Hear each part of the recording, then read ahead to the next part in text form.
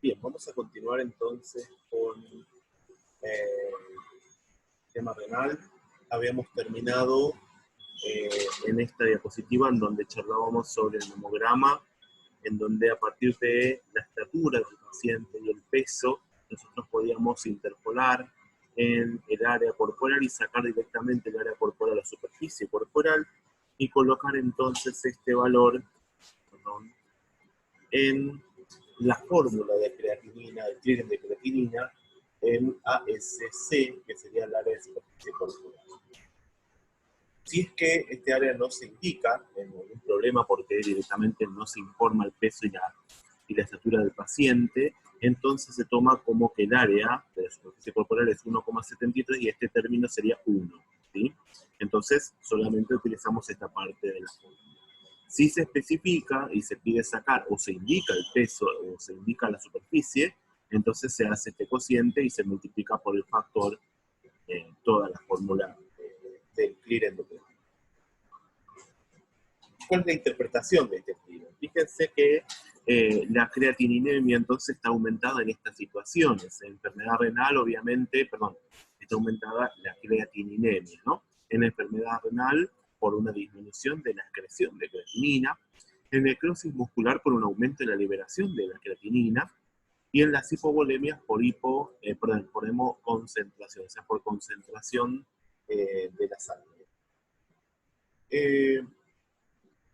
Fíjense que dice que como consecuencia de varias cosas que pasan, en realidad, sobre todo como consecuencia de la dificultad que resulta en la recolección de la orina de 24 horas, como habíamos charlado, se estima entonces la tasa de filtrado glomerular a partir de ecuaciones de estimación, ¿sí?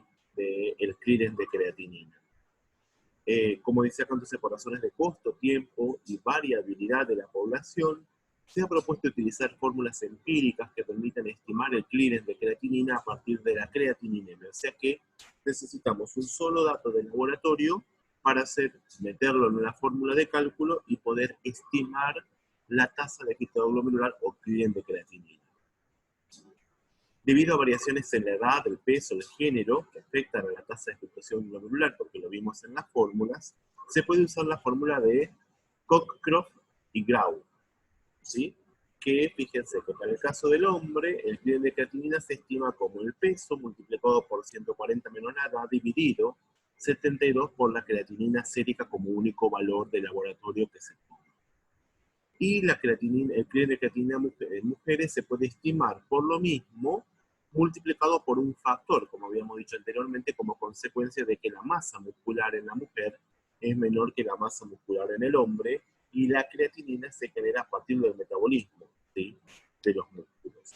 Fíjense que dice que la edad en años, la creatinina en miligramos de decilitro, y las mujeres, como tienen un 15% menos de masa muscular que hombres, se tiene que aplicar este factor de corrección, que es multiplicar toda la fórmula de cálculo por 0,86.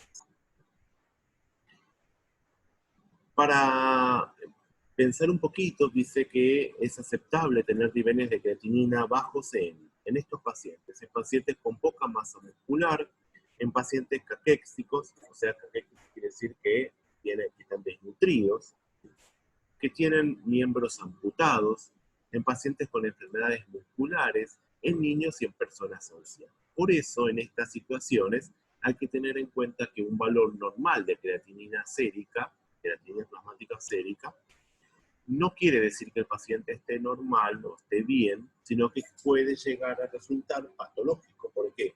Porque en estas situaciones es esperable un valor de creatinina por debajo del valor normal. Sí, eso es lo que dice ahí entonces en la última parte de la slide. Porque justamente no se puede descartar una función renal alterada porque estos pacientes generalmente deberían tener una creatininemia un poquito más baja. Entonces, cuando llegan al valor normal, pues, tendríamos que pensar que podría tener una falla renal intrínseca. Bueno, para charlar un poquito, acá les dejo un caso clínico en donde, fíjense que dice que un paciente de sexo masculino, de 59 años de edad, de 78 kilogramos, concurre a la guardia por malestar general, de apariencia desmejorado y con leve dificultad al caminar, que refiere de varios días de evolución. Se presenta febril con 39,5, se constata piel seca y áspera, leve taquipnea con pulso normal. La presión arterial está en 95-145, más o menos. Indica que está medicado, pero que toma la medicación de forma irregular por olvido.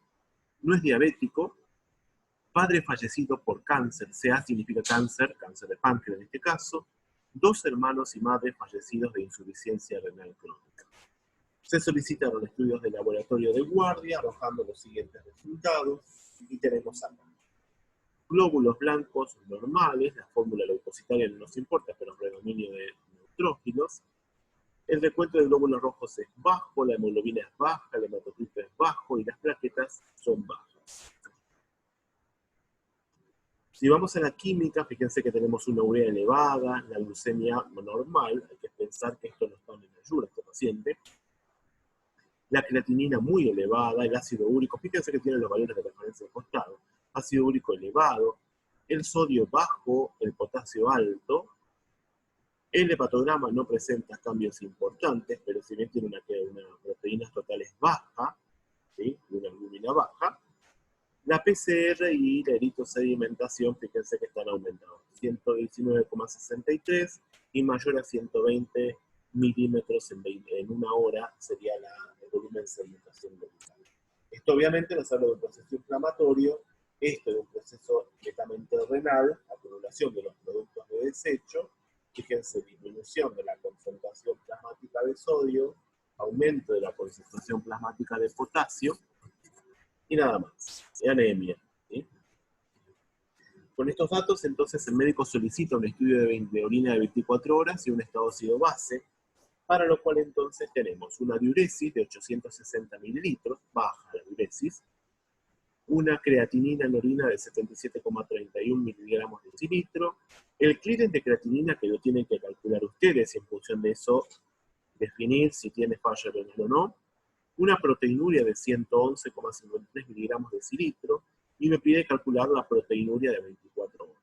Tienen los valores de referencia ahí, un pH bajo, el pH tiene que ser de 7,35-7,45, que tiene el pH 7,01, un bicarbonato muy bajo, de 24 como valor medio, un estado de un exceso de base alto, anion gap alto y la osmolaridad un poquito elevada. Después esto lo vamos a charlar en detalle cuando veamos medio interno segunda parte.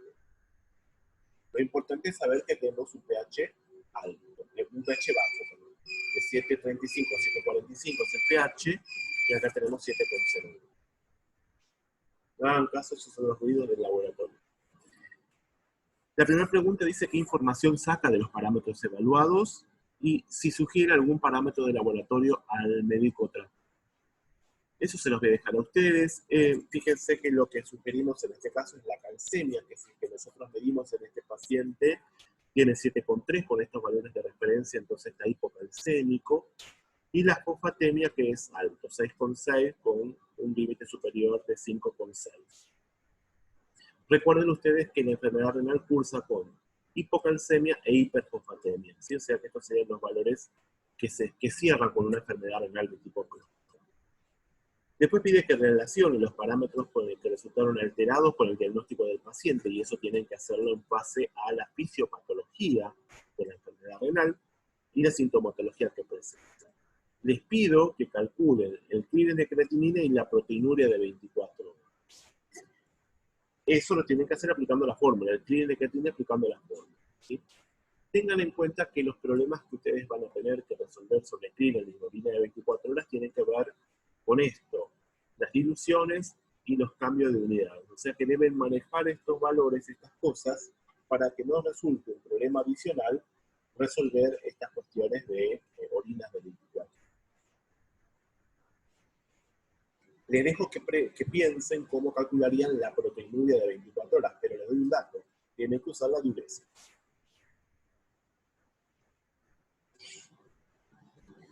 La reabsorción renal de bicarbonato, que nosotros vemos acá que tenemos un bicarbonato bajo, les dije que 24 es el valor normal y miliequivalentes por litro, se da a nivel, fíjense, de los túbulos renales, fundamentalmente, fíjense, a nivel del túbulo contornado proximal, en donde el bicarbonato que viene de la filtración glomerular se encuentra con un protón que es excretado a nivel de una bomba, encontrándose esta en el lumen de la célula tubular, excreta un protón y reabsorbe un bicarbonato. Este protón que excreta, fíjense, lo que hace justamente es que se une al bicarbonato, se transforma en ácido carbónico, el ácido carbónico se desdobla porque es un ácido débil, inestable, en dióxido de carbono y agua, y el dióxido de carbono ingresa a la célula porque es no polar.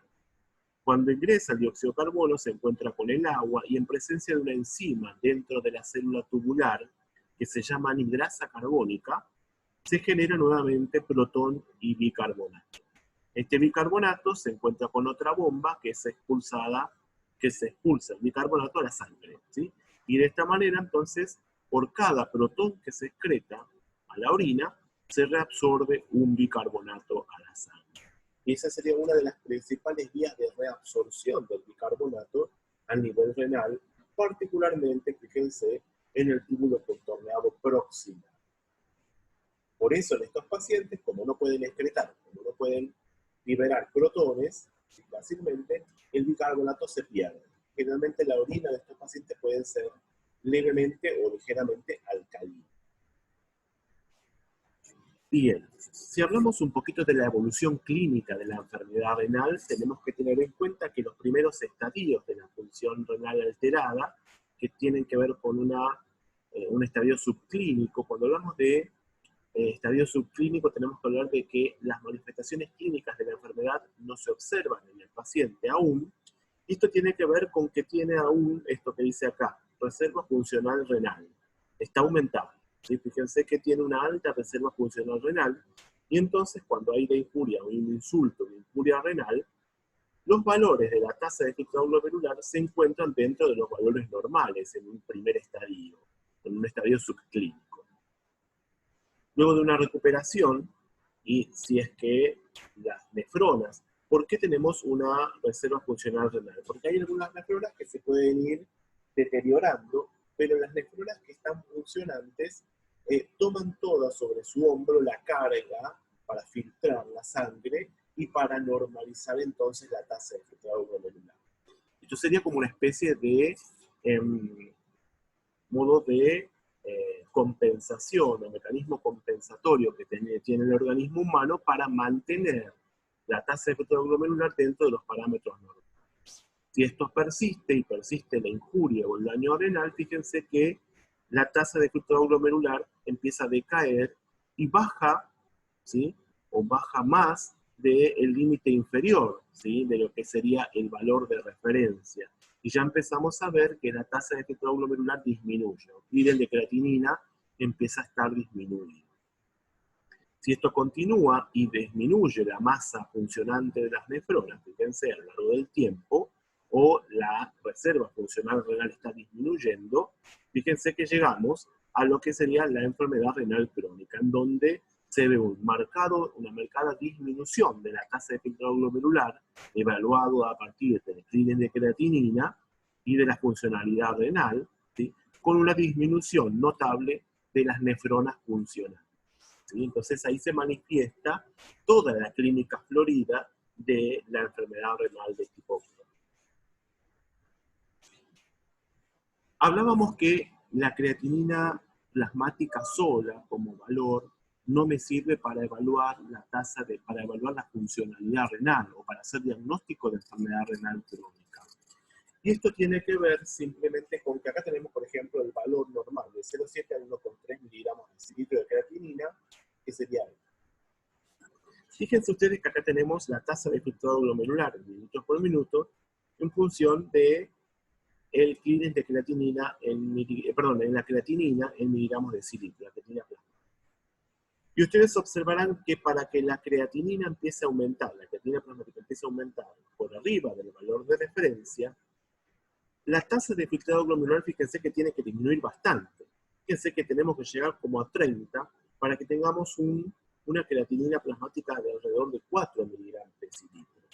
Esto quiere decir que la creatinina plasmática por sí sola no tiene la sensibilidad suficiente para definir una enfermedad renal porque se ve alterada cuando la tasa de filtrado glomerular disminuye muy por debajo del valor de referencia que decíamos que era 80 mililitros por minuto o 70 mililitros por minuto. Fíjense que alrededor de 30 o 60 o 50 o 40 por acá, recién se empieza a alterar la concentración plasmática de creatinina. Entonces, por eso, la creatinina plasmática sola no me ayuda a definir un cuadro de insuficiencia renal crónica o aguda, ¿sí?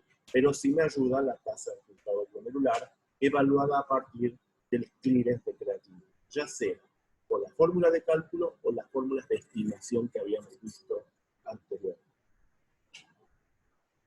Bien. El clearance de creatinina medido, entonces, presenta inconvenientes. ¿Cuáles son? Sobreestimación de la filtración glomerular, porque dijimos que la creatinina se secreta. La problemática que supone la recolección de la orina de 24 horas, en un tiempo exacto y un volumen completo de 24 horas, y esto se ve particularmente en los pacientes hospitalizados, que es mucho más dificultosa la recolección de la orina que en los pacientes ambulatorios, o porque los pacientes no reciben la información adecuada para la correcta recolección de esta orina y recolectan por de más o de menos. Y entonces por esto se recomienda la estimación del índice de filtración glomerular mediante las ecuaciones de cálculo, digo, las ecuaciones de estimación. Bueno, y tenemos formas mediante las cuales nosotros podemos evaluar la etapa preanalítica, la correcta recolección de la orina. Y fíjense, tenemos formas de detectar la incorrecta recolección de orina de 24 horas y son estas tres. La creatininuria en 24 horas, la excreción de creatinina por kilogramo de peso día, o el índice de Balser para evaluar el grado de inexactitud de la recolección de la orina en 24 horas. Entonces, mediante estas cosas yo puedo evaluar, ¿sí?, si la orina fue correctamente o no correctamente recolectada. El primero es mediante la creatininuria en 24 horas. Fíjense que para controlar si el paciente recolectó bien la orina, se multiplica la creatinina urinaria en miligramos litros por el volumen de orina en litros de 24 horas. ¿Sí? Y esto es más o menos constante a lo largo del día. Por eso, estos valores, fíjense, tienen valores de referencia a este cálculo. En hombres de 1040 a 2350 miligramos en 24 horas, en mujeres de 740 a 1570 miligramos en 24 horas. Hacemos este cálculo y si es que entra en estos valores, entonces la orina fue recolectada correctamente, y si no entra, fue recolectado en exceso o defecto. ¿Sí? Y esto se debe a que la creatinina se excreta en 24 horas de manera constante, tanto en hombres como en mujeres. La otra es la excreción de creatinina por kilogramo de peso por día. Y entonces acá tenemos que se utiliza. Para esto se multiplica la creatinina urinaria en miligramos litro nuevamente por el volumen de 24 horas en litro por el peso. Y lo mismo, tenemos valores de referencia para mujeres de 11 a 20 miligramos por kilogramo de peso en 24 horas y para hombres de 14 a 26, siempre un poquito mayor, miligramos por kilogramo de peso en 24 horas. Nuevamente, si caen dentro de valores, la orina fue recolectada correctamente, y si caen por arriba o por abajo, entonces fue recolectada por exceso o por defecto. Y el otro es la evaluación mediante el índice de Balser. Esto es interesante. Evalúa el grado de inexactitud de la recolección de orina de 24 horas, detecta irregularidades en la recolección de orina de 24 horas y permite ajustar el clearance de creatinina medido aplicando un factor de corrección mediante la fórmula de Balser. ¿Cómo se hace? Se calcula el índice de Balser, que es la creatinina urinaria medida, o sea, por la creatinina medida en el aparato, dividida la creatinina urinaria estimada, por fórmula. Fíjense cómo se estima la creatinina urinaria. Tanto en hombres como en mujeres tenemos la fórmula de cálculo, 28,2 menos 0,170 por el peso, o 21,9 menos 0,115 pegada por el peso, si por una mujer, y de esta manera tengo el valor estimado del declino urinario. Como ya tengo el valor medido, hago la relación cociente y me da el índice de Balser, ¿sí? Y tengo valores. Si el índice de Balser está entre 0,9 y 1,1, la orina fue bien recolectada. Si es mayor a 1,25 o si es menor a 0,75, la orina fue mal recolectada. Y si se encuentra entre 0,75 y 0,90, se puede aplicar un factor de corrección al clearance de creatinina para informar el verdadero clearance, ¿sí? Mediante un factor o el índice de Balser. Fíjense que el clearance de creatinina dividido el índice de Balser, que está acá, sería el verdadero clearance de creatinina del paciente.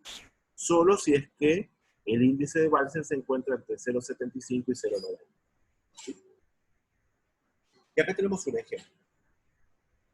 Mujer de 39 años, de 53 kilos de peso, creatinina 0,997 miligramos de decilitro, volumen urinario 1630, creatinina urinaria de 82 miligramos de decilitro, y el clearance informado es 88,7. Se aplica el índice de Balser, se calcula primero la creatinina urinaria medida, hay que llevarlo a 24 horas, fíjense, ¿no? Por eso hacemos esto, multiplicado por la diuresis, tenemos entonces miligramos día, y la creatinina estimada mediante la fórmula de cálculo de Balser para una mujer. Más ahí tenemos esto. Hacemos el índice de Balser, la división de estos dos, 1091 dividido 923, y me da 1,18. ¿Cómo está? ¿Sí? Entre 1,10 y 1,25, la orina está mal recolectada. Pero entonces podríamos aplicar el factor de corrección y el clearance de creatinina que se informa, en realidad será el clearance, que sería 88,7, dividido el índice de Balser, que es 1,18, y me da 75,17. ¿Sí?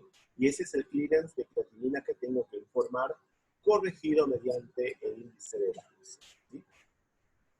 Porque la orina no fue correctamente recolectada.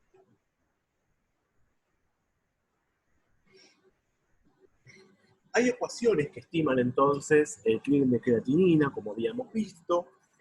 Tenemos la ecuación CKD-EPI, que presenta mejor precisión y exactitud respecto a lo observado por la ecuación MDR-MS, en especial para valores de índice de filtrado glomerular superiores a 60 mililitros por minuto, con 1,73 metros cuadrados de superficie corporal.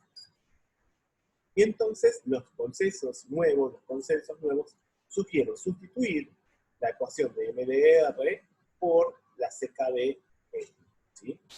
Que es esta que tenemos acá. Según, entonces, las cuatro ecuaciones que surgen según el valor de creatinina sérica, la edad, el sexo y el peso son: para el sexo femenino, de una creatininemia menor de 0,7 miligramos por decilitro, el índice de filtrado glomerular se calcula como, se estima, como 144 por la creatinina dividido, sérica, ¿no? Dividido 0,7 menos 0,329 por 0,993 por la edad por 1,159 si fuera raza negra. Y si no, se saca este valor, este componente. Y lo mismo para el sexo femenino con una creatininemia mayor a 0,7. Las mismas fórmulas para el sexo masculino, y con una creatininemia menor o igual a 0,9 o con una creatininemia mayor a 0,9. Y estas son las fórmulas de cálculo de estimación del clearance de creatinina, por la estimación de la tasa de filtrado glomerular o índice de filtrado glomerular, a partir de las ecuaciones de CKD-EPI 2009, ¿sí? Que son las que están hoy en día utilizándose.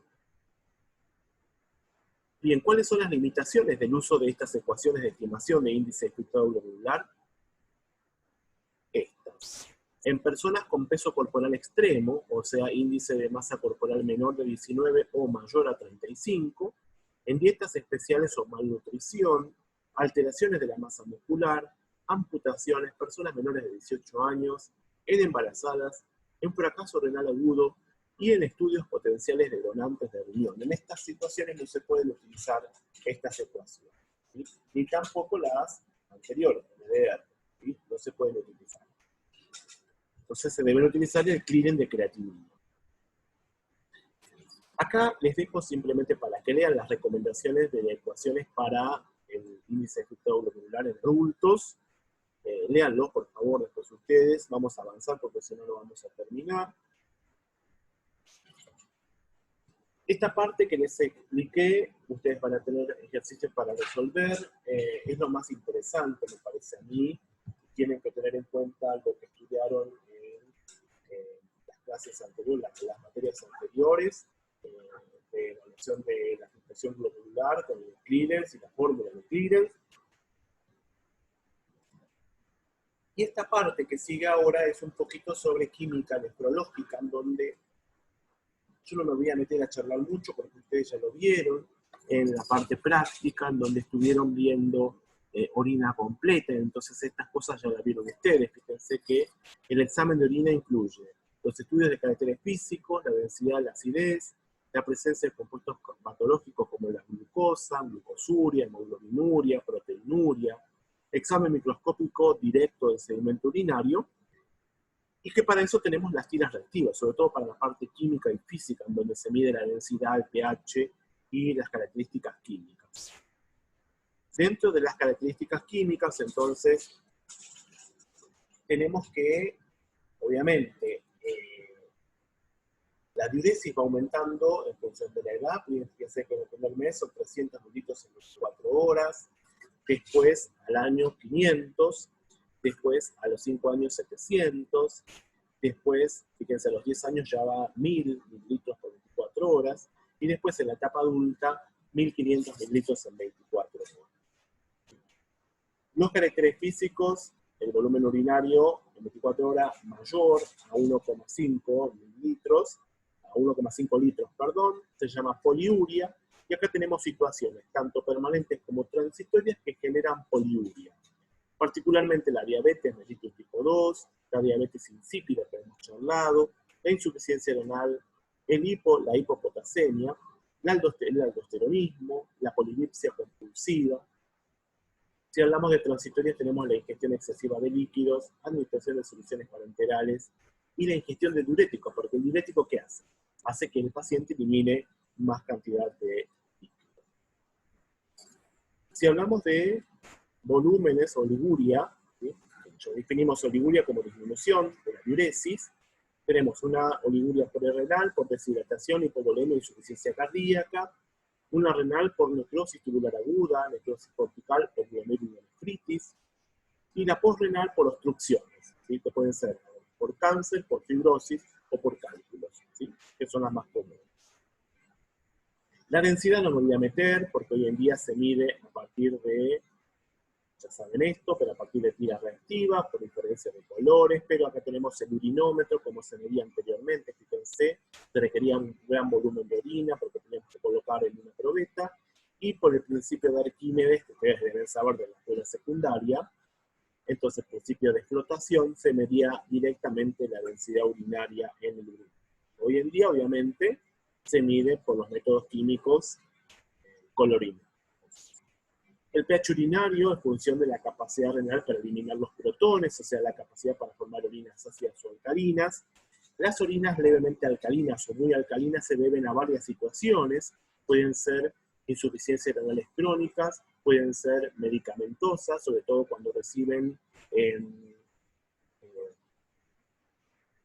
terapia con quimioterapia, o por orinas mal conservadas. Recuerden que la orina se debe conservar en la heladera, si no se va a estudiar en el momento, realizar en el momento, ¿sí?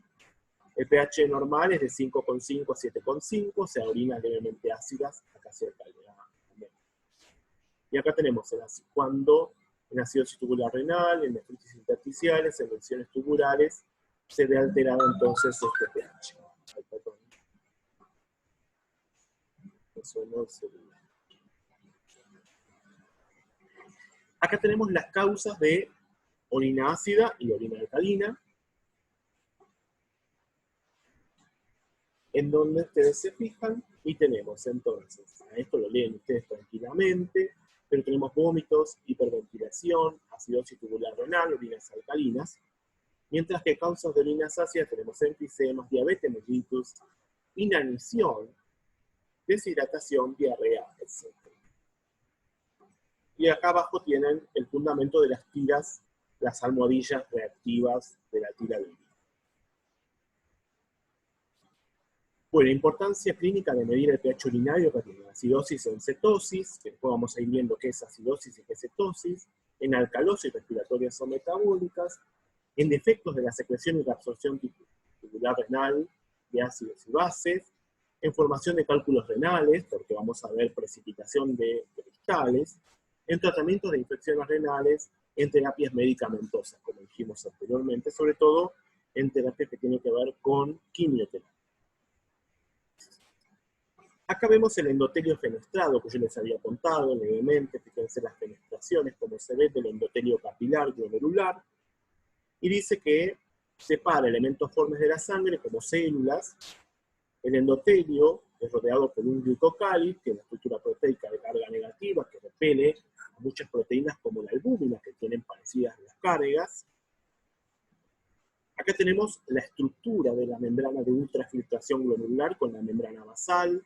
Tenemos el endotelio capilar fenestrado, acá vemos una fenestración, un poro, y acá tenemos los pedícelos de los podocitos, estas prolongaciones citoplasmáticas de los podocitos. Todo esto actúa como una barrera selectiva de filtración glomerular que impide entonces el pasaje de ciertas sustancias por su tamaño y por su carga, permitiendo el pasaje de otras, ¿sí? Moléculas más pequeñas y cargadas de otra forma.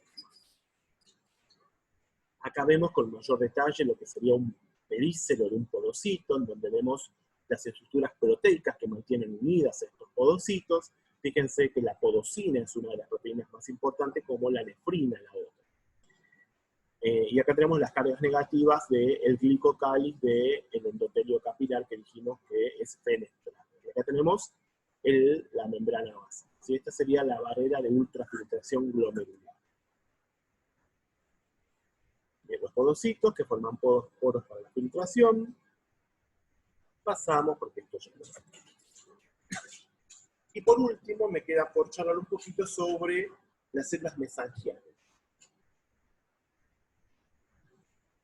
Las células mesangiales, estas que están acá, fíjense, son, como dice acá, macrófagos circulantes y monocitos con función fagocítica que se encuentran en el intersticio entre lo que serían los capilares glomerulares. Fíjense que esto es un capilar, esto es otro capilar, y que lo que hacen principalmente es regular el tono de los capilares, ¿sí? Regulan el tono, aumentan, o sea, generan vasodilatación o vasoconstricción según sea necesaria. ¿Para qué? Para mantener constante la tasa de filtración glomerular. Perdón. Para que la tasa de filtración glomerular no se altere de manera drástica, ¿sí? Entonces, cuando hay un aumento de la filtración glomerular, cuando aumenta mucho la presión, entonces las células mesangiales regulan, ¿sí?, la filtración glomerular. Y cuando disminuyen, también regulan para mal, o para más o para menos, de tal manera que la tasa de filtración glomerular sea constante. Tienen forma irregular, son núcleos densos y alargados, prolongaciones que envuelven los capilares, que yo les decía, tienen propiedades contráctiles estimuladas por la angiotensina 2, ¿sí?, que regula entonces la filtración glomerular. En contraste, hay vasodilatación por medio de prostaglandinas, es decir, que estas células pueden vasodilatar o vasocontraer las células, los túbulos capilares glomerulares, ¿sí?, los vasos capilares glomerulares, por acción de distintas hormonas, la angiotensina o por prostaglandina. Esto lo vamos a pasar porque es un comentario, lo leen ustedes después. Vamos terminando esta segunda parte de lo que sería la introducción a la química renal. Fíjense, acá tenemos una tabla que muestra la composición del plasma versus el ultrafiltrado, en donde, fíjense, el sodio, el potasio, el cloro y el bicarbonato tienen la misma concentración, tanto en plasma como en el filtrado a nivel glomerular, Pero fíjense las proteínas, de 3.900 a 5.000, mientras que muy poquitas en el ultrafiltrado porque hay una barrera selectiva. La glucosa es la misma. Esto no quiere decir que aparezca esta cantidad de glucosa en la orina, sino que toda esta glucosa después se va a reabsorber mediante el mecanismo de transporte a lo largo de los túbulos renales. Esto tiene que ver con el filtrado a nivel del glomérulo. Ácido úrico, fíjense, y creatinina, ¿sí? Esto lo vamos a pasar porque es lo que yo les conté en el primer video, en donde habla que los 3 procesos de formación de la orina, la filtración, la reabsorción tubular y la secreción tubular.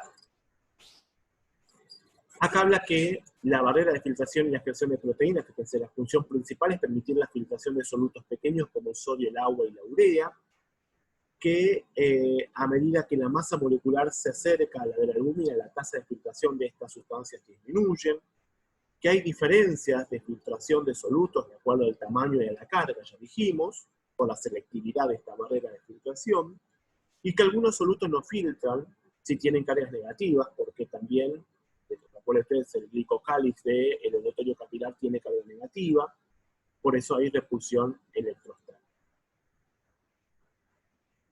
Esto lo voy a pasar, quiero que ustedes lo lean, pero entonces acá explican de cómo está regulada la filtración glomerular. Fíjense que tiene que ver con las presiones, que son presión hidrostática y presión oncótica, y está multiplicada por un coeficiente de filtración, que es este KF, que está aquí, ¿sí?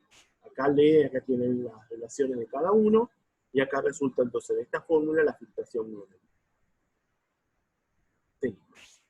Como consecuencia de todo eso, fíjense que hay fuerzas que favorecen la filtración y fuerzas que se oponen, vienen acá, y entonces hay como consecuencia de eso una presión efectiva de filtración de 10 milímetros de mercurio. Y que eso es lo que permite que se filtre entonces el plasma. Hay filtración plasmática, neta, ¿sí? Porque hay una fuerza neta que permite la filtración del plasma a través de la barrera de ultrafiltración glomerular. Bueno, acá tenemos, por ejemplo, causas que cursan con aumento de la presión hidrostática en la cápsula de Bowman, que disminuye la filtración glomerular. Tenemos uropatías obstructivas y los tumores, ¿sí? Que es lo que dificultan entonces la filtración glomerular. Todo esto que continúa, yo se los voy a dejar para que ustedes lo vean, porque esto lo tienen que tener de fisiología, que son los mecanismos de transporte primarios, secundarios, endocitosis, pilocitosis y transportes pasivos, que lo que me van a permitir es la reabsorción tubular de esos analitos, como la glucosa y los aminoácidos que fueron filtrados a nivel glomerular y que tienen que ser retenidos porque son necesarios que vuelvan al plasma. Así que lo pasamos. Y quiero llegar a este gráfico en donde les muestro, fíjense, que tenemos la concentración plasmática de distintas sustancias, una relación de la concentración tubular versus la concentración plasmática en función del porcentaje de los túbulos renales. A medida que vamos transcurriendo por los túbulos renales, cómo van aumentando o van cambiando las concentraciones en la orina, ¿sí? Fíjense que la creatinina urinaria va aumentando, porque recuerden ustedes que se secreta a nivel tubular. La urea también aumenta, ahora vamos a ver por qué. El sodio y la molaridad pueden aumentar. El bicarbonato disminuye. ¿Por qué? Porque se reabsorbe. La glucosa disminuye su concentración a nivel urinario. ¿Por qué? Porque se reabsorbe. Lo mismo los aminoácidos, porque se reabsorben. A medida que vamos pasando por los túbulos renales, estos mecanismos de transporte que vimos anteriormente van captando estas sustancias que son necesarias en la sangre para que vuelvan, y entonces el contenido final de estas en la orina es casi nulo, ¿sí? Y fíjense, el bicarbonato, la glucosa y los aminoácidos en concentración disminuyen porque son reabsorbidos junto con el agua. El sodio y el cloro son reabsorbidos con el agua. Y la creatinina y la urea tienen reabsorción nula. Todo lo contrario, la creatinina se excreta y la urea aumenta su concentración porque se le absorbe gran cantidad de agua y entonces concentra, ¿sí? La urea en la orina. Bien, pasemos esto, yo les dejo para que lean dónde se reabsorbe el bicarbonato, fíjense. Todo esto yo les voy a dejar para que lean, ustedes lo tienen que leer. Si no entienden algo, me preguntan. Muy bien. Quiero llegar a proteína. Vamos a ver.